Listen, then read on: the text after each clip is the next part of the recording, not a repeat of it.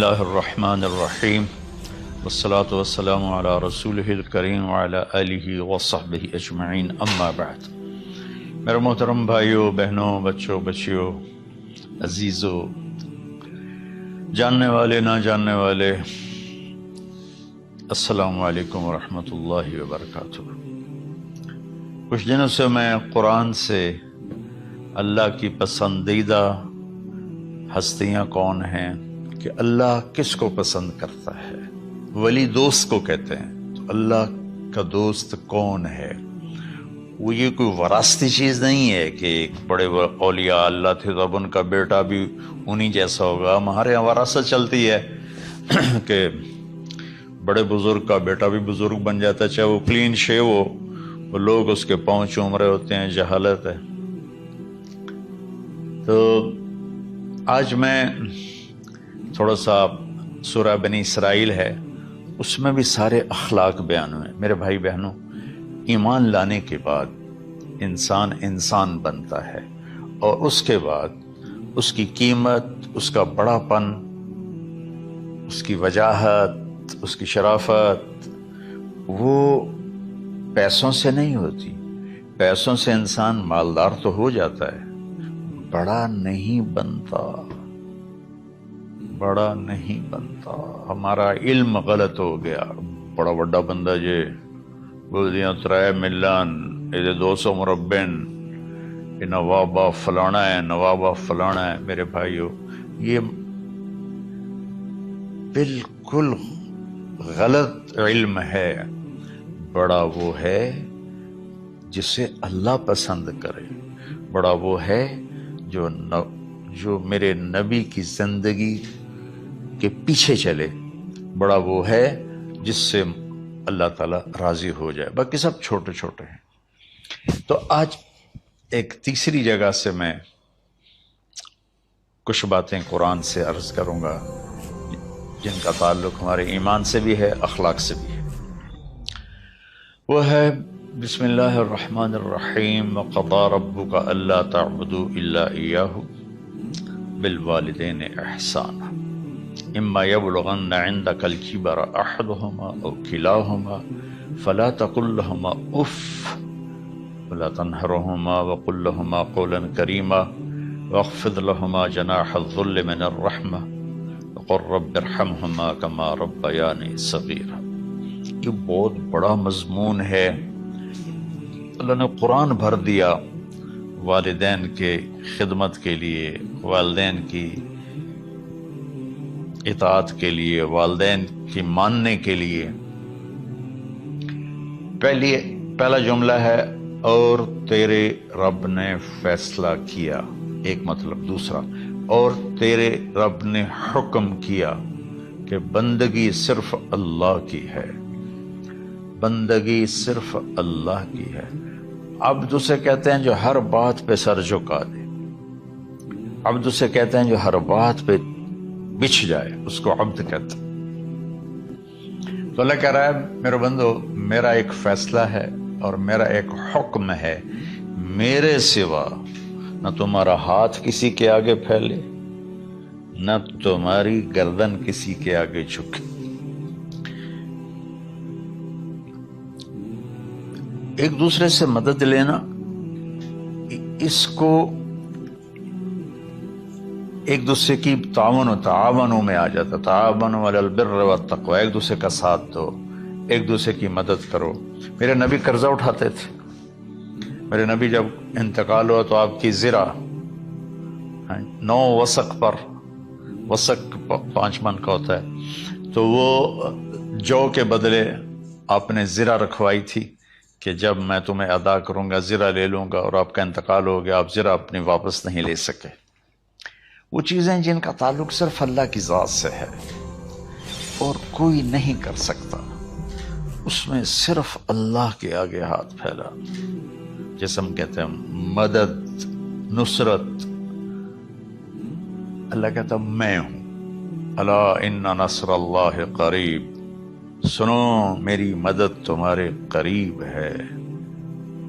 تو اللہ تعبدوا الا ایاہ، بس ایک چھوٹا سا جملہ اللہ نے یہاں کے، چونکہ یہاں اللہ نے والدین اور اخلاق بتانے تھے تو اپنے لیے صرف ایک جملہ بولا، باقی باتیں بھی اللہ کے لیے ہیں، لیکن اللہ نے میری بندگی، اس بندگی سے مراد 5 وقت کی نماز نہیں ہے، حج، روزہ، زکوٰۃ نہیں ہے اس کی مراد، یہ ساری باتیں داخل ہیں، اور اس کے ساتھ 24 گھنٹے کی زندگی اللہ کی مرضی پر گزارو، نفع آئے تو شکر ادا کرو، نقصان ہو تو صبر کرو، برداشت کرو، پھر بھی شکر ادا کرو، کہ میرا رب یہ کہہ رہا ہے کہ میں نے صرف اللہ سے تعلق جوڑنا ہے۔ اللہ کے نبی نے اپنے چچا زاد بھائی عبداللہ بن عباس سے فرمایا کہ یا غلام، اے نوجوان، اوصیک بکلمات فاحفظھا، میں تمہیں چند باتوں کی وصیت کرتا ہوں، کیا؟ احفظ اللہ، احفظ اللہ یحفظک اللہ، یحفظک اللہ، اللہ کے اوامر کی حفاظت کر، اللہ تیری حفاظت کرے گا۔ احفظ اللہ تجدہ تجاہک، تو اللہ کے اوامر، اسلام، حلال حرام کی پہچان کر کے زندگی گزار تو اللہ کو ہر وقت تو اپنی مدد کے لیے تیار پائے گا۔ اور لمبی حدیث ہے، بنا عشاء کی نماز کا وقت ہو رہا ہے، اس میں وہ جملہ جو اس میرے مضمون سے متعلق ہے، وَإِذَا سَأَلْتَ فَاسْأَلِ اللَّهِ، جب بھی مانگو اللہ سے مانگو، جب بھی مانگو اللہ سے مانگو، اللہ کے سوا کوئی دینے والا نہیں ہے، صرف اللہ ہے دینے کے لیے۔ وَإِذَا اسْتَعَنْتَ فَاسْتَعِنْ بِاللَّهِ، اور جب مدد کے لیے ہاتھ اٹھاؤ تو صرف اللہ کو پکارو، جب ضرورت حاجت کے لیے، مدد کے لیے ہاتھ اٹھاؤ تو اپنے اللہ کو پکارو۔ تو یہ حدیث کی بات بھی ہے، جو قرآن کی بات بھی ہے۔ اس کے بعد آگے اللہ کہتا ہے وَبِالْوَالِدَيْنِ إِحْسَانًا، اور اپنے والدین کے ساتھ احسان کرو۔ احسان کا کیا مطلب ہے؟ اللہ آگے اسی کی تشریح کر رہا ہے۔ ویسے احسان کا مطلب عربی میں ہوتا ہے، یہ جو ہمارا اردو کا احسان ہے، میں تیرے تو احسان کیتا تو ہوں میں نالے کی کر رہے ہیں، یہ بھی مطلب ہے، لیکن احسان کا اصل مطلب ہوتا ہے، احسان حسن سے ہے، حسن، حسن سے الف، 2 الف ملے اور احسان بن گیا۔ احسان کا مطلب ہوتا ہے کسی بھی کام کو جو دنیا کا ہے، دین کا ہے، اس سے انتہائی خوبصورت طریقے سے کرنا۔ جیسے کسی دلہن کا میک اپ ہوتا ہے نا، تو 5-6 گھنٹے 4 گھنٹے کے بعد وہ کہتی ہے، جو ہوتی ہے اس کا میک اپ کرنے والی، کہ جی بس یہ مکمل ہو گیا ہے اور اب اس سے آگے نہیں ہے۔ تو آخری اچھائی کی آخری انتہا پر پہنچ کے کام کرنے کو احسان کہتے ہیں۔ تو میرا اللہ کہہ رہا ہے، میرے بندو، اپنے والدین کے ساتھ وہ کرو کہ جو بھلائی کی، خدمت کی، ماننے کی آخری حد ہے۔ سبحان اللہ۔ وبالوالدین احسان، بالوالدین پہلے ہے، احسان بعد میں ہے۔ اللہ تعالیٰ نے باقی سب کو پیچھے کر کے فرمایا کہ دیکھو، خاص طور پہ ماں باپ کے ساتھ وہ رویہ کرو کہ ان کے دل سے دعائیں نکلیں۔ چند دن پہلے ایک والد یوں ہاتھ اٹھا کے کہہ رہا تھا اپنے بیٹے، اکلوتا بیٹا، میں منگنا اللہ کو لو، اللہ تینوں چاہ لوے۔ باپ بیٹے کے لیے یہ دعا مانگ رہا تھا، اور بیٹا اکیلا ہے، یہ بد دعا باپ کر رہا تھا۔ تو بھائیو، ایسی اولاد نہ بنو جس ماں نے پیٹ میں 9 مہینے اٹھایا، پھر جننے کی تکلیف برداشت کی۔ ایک شخص آیا حضرت عبید بن عمیر کے پاس کہ حضرت، میں نے ماں کو اپنے کندھے پہ بٹھا کے پیدل حج کرایا ہے، مینا لے گیا، عرفات لے گیا، مزدلفہ، پھر مینا، پھر مکہ، تو کیا میں نے ماں کا حق ادا کر دیا؟ میں نے فرمایا ولا تلقۃ واحدہ، بیٹا ابھی ایک تلقہ کا حق بھی ادا نہیں ہو۔ تلقہ کسے کہتے ہیں؟ جب بچہ پیدا ہونے کا وقت آتا ہے تو ماں کو دردوں کی لہریں اٹھتی ہیں، وہ اتنی خوفناک ہوتی ہیں کہ ماں چیخ چیخ کے رہ جاتی ہے، اور بعض اوقات ڈیلیوری لیٹ ہو جاتی ہے تو وہ تڑپتی ہے، روتی ہے۔ وہ جو لہریں ہیں نا پیٹ میں آتی ہیں جاتی ہیں، آتی ہیں جاتی ہیں، ایک لہر جو درد کی اٹھتی ہے اس کو کہتے ہیں طلقہ۔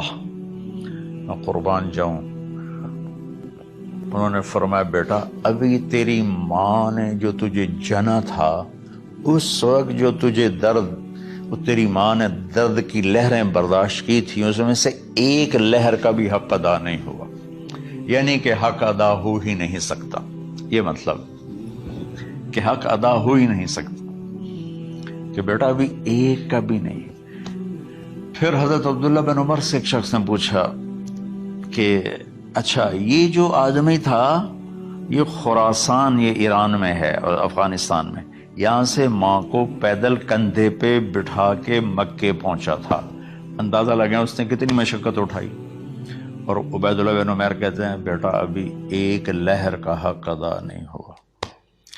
یہی سوال حضرت عبداللہ بن عمر سے کیا ایک شخص نے کہ حضرت میں نے اپنی ماں کو حج کرایا ہے، سارا میں نے پیدل کرایا ہے اور کندھے پہ اٹھا کے کرایا ہے، تو کیا میں نے ماں کا حق ادا کر دیا؟ وَلَا زَفْرَةً وَاحِدًا وَلَا زَفْرَةً وَاحِدًا۔ کہ بیٹا تیری ماں نے تجھے پالتے ہوئے جو تھک تھک کے لمبے لمبے سانس لیے، ہوکے بھرے، ابھی ایک ہوکے کا حق بھی ادا نہیں ہوا، یعنی حق ادا ہو ہی نہیں سکتا۔ تو احسان کے آگے تشریح آ رہی ہے۔ تو آج میں صرف اتنی بات کروں گا کہ میرے بھائیوں، میری بہنوں، میرے بچوں، میری بچیوں، اللہ کے واسطے ماں باپ کو دکھ نہ دینا ورنہ اللہ بھی ناراض ہو جائے گا۔ چند دن پہلے ایک بچہ بچی میرے پاس آئے، دونوں میڈیکل سٹوڈنٹ تھے، کہ ہم شادی کرنا چاہتے ہیں۔ تو بچی نے کہا جی میرے والدین ناراض ہیں، وہ نہیں، اس رشتے پر راضی نہیں ہیں۔ تو میرے باپ کہتے ہیں اگر تو نے یہاں رشتہ کیا تو تیری میری ایک درمیان خط آئے، کھچ جائے گا خلیج، ہم اس پار نہیں آئیں گے تو اس پار نہیں آئے گی۔ میں نے کہا بیٹی جس ماں نے تجھے 9 مہینے پیٹ میں پالا، 2 سال تجھے دودھ پلایا، تیری پوٹیاں پیشاب صاف کیا، تجھے پیمپر باندھے، تجھے اٹھ اٹھ کے راتوں کو اپنی چھاتی سے دودھ پلایا، کیا اب اس کا اتنا بھی حق نہیں کہ تم اس کی رائے کا احترام کرو؟ اتنا بھی حق نہیں ہے؟ تو میں نے کہا بیٹا میری کوئی رائے نہیں ہے، تو اگر تیرے ماں باپ راضی ہیں تو بسم اللہ ضرور کر، اگر راضی نہیں ہے تو دیکھو موت تک تجھے ماں باپ کی دعا نہیں ملے گی، اور ماں باپ کی دعا نہ ملی تو کچھ بھی نہیں ملے گا۔ تو بھائیو دوستو، خاص طور پر آج کے کالج کے نوجوان بچے بچیاں یہ ماں باپ کے ساتھ بہت بدتمیزی کرتے ہیں، چونکہ اس میں والدین کا پہلا قصور ہے کہ انہوں نے ان کو دین نہیں سکھایا۔ بچپن میں انگلش میڈیم سکول، پھر او لیول، پھر اے لیول، تو انہیں کیا پتہ ماں کون ہے باپ کون ہے۔ ایک پرانی بات ہے، ایک شخص اپنے بیٹے کو لے کر آیا کہ یہ میرا بچہ ہے اور یہ فلاں جگہ شادی کرنا چاہتا ہے، اور ہم میں سے کسی کی رائے نہیں ہے، اور یہ مانتا نہیں ہے، اور اس کے ساتھ اس نے نا دھاڑے مار کے رونا شروع کیا۔ تو میں نے بچے کو دیکھا تو یوں کر کے بیٹھا تھا، اس کا باپ رو رہا ہے، ہچ کیوں تو ایسے بیٹھا ہو۔ تو مجھے اچانک خیال آیا، میں نے کہا شیخ صاحب اس کو کہاں پڑھایا تھا؟ کہا جی امریکن سکول۔ اس کے بعد آسٹریلیا بھیجا تھا مزید تعلیم کے لیے۔ ان کے شیخ صاحب اس بچے کا کوئی قصور نہیں، آپ کا قصور ہے، اس کو تو پتہ ہی نہیں میری ماں کیا ہے میرا باپ کیا ہے۔ ایک ہماری تہذیب تھی وہ ختم ہو گئی ہے، اس میں علم نہیں بھی تھا تو ماں باپ کا۔ میں نے اپنی آنکھوں سے دیکھا، میں نے اپنے دادا کو دیکھا لیکن مجھے یاد نہیں، لیکن جو میرے دادا کے چھوٹے بھائی تھے ان کو میں سنبھلتا ہوں، ان کو میں نے دیکھا ہے، 3ری 4تھی جماعت تک میں تھا، 61 میں ان کا انتقال ہوا، میری 9 سال عمر تھی، تو 8 سال۔ ان کے بیٹے جوان تھے، اور ڈیرے میں جب وہ بیٹھتے تھے تو ان کے بچے ان کے سامنے نہیں بیٹھتے تھے، ان کی پیٹھ کے پیچھے بیٹھتے تھے. اتنا ادب، حالانکہ چاروں کے چاروں دین نہیں جانتے تھے، تہذیب تھی، ثقافت تھی، جو آج کی تہذیب نے ہم سے سب کچھ چھین لیا. اب بھی آپ جاؤ بیٹا تھر پارکر میں گیا ہوں 2-3 دفعہ، اور وہاں مسلمان نہیں، ہندو عورتیں جب گاڑی گزرتی ہے تو گھونگھٹ کو نیچے کر لیتی ہیں، اپنا چہرے کو فوراً چھپا لیتی ہیں. تو خیر بہرحال میں نے کہا شیخ صاحب اس بچے کا قصور نہیں، آپ کا قصور ہے. تو میرے بچوں، اپنے ماں باپ کو خوش کرو، راضی کرو. ان کا راضی ہونا اللہ کی رضا ہے. میں اس کی تفصیل انشاءاللہ آگے بتاؤں گا. آج میں صرف اتنا ہی میں نے تمہید باندھی ہے کہ ماں باپ کا کیا مقام ہے، ان کی کیا عزت ہے. ایک شخص آیا، یا رسول اللہ میرا باپ میرے پوچھے بغیر میرا مال خرچ کر لیتا ہے. آپ نے کہا بلاؤ. چونکہ بچے کا ذاتی مال اگر ہو تو شرع کے لحاظ سے باپ پوچھ کے استعمال کرے، بغیر پوچھے استعمال نہ کرے. جب اسے پتہ چلا کہ میرے بیٹے نے شکایت کی ہے، تو عرب کی شاعری تو مشہور تھی، انہیں دل میں کچھ اشعار پڑے. جو آیا تو جبریل پہلے آ گئے، یا رسول اللہ اللہ تعالیٰ کہہ رہے ہیں آپ اس سے پوچھیں وہ شعر بتاؤ جو تیرے کانوں نے تو نہیں سنے، تیرے دل میں آئے تھے اور اللہ نے سن لیے. تو اللہ کے نبی نے فرمایا بھائی تیرا انشاءاللہ کیس سنتے ہیں، لیکن پہلے وہ شعر سناؤ جو تم نے تو نہیں کہے زبان سے پر اللہ نے سن لیے. تو پھر اس نے وہ اشعار پڑھے، اور اس کے آگے کیا ہوا یہ میں انشاءاللہ اگلے کلپ میں بتاؤں گا کہ باپ کا کیا مقام ہے، ماں کا کیا مقام ہے. السلام علیکم ورحمۃ اللہ.